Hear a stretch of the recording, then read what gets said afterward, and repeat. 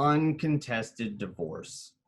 It's kind of like an eclipse, meaning, yeah, they do happen, but a lot of things have to line up perfectly in order for it to happen.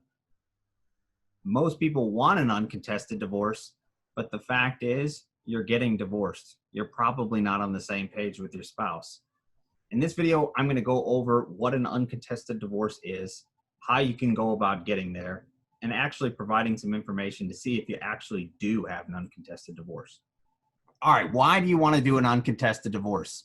Well, there's a ton of benefits. First, it's going to be faster. It's going to be cheaper, and you're going to save yourself a lot of heartache. Problem is, most people haven't talked about all the items that need to go into an uncontested divorce. So what does that mean for you? Well, we've put together a checklist that you can actually go through and go line by line and determine whether or not your case is truly uncontested. The fact is, most people, when they think they have an uncontested divorce, have only talked about the one or two things that are really important to them. Most common example would be a couple comes in, they have two small children, and they say we have an uncontested divorce. You see, the kids are 6 and 8 years old, and they've got a parenting plan like you've never seen. They say, my divorce is uncontested, right? And I say, sure. How are we dividing the retirement accounts? And I see a blank stare on their face like, what do you mean? The problem is they don't know everything that goes into a divorce.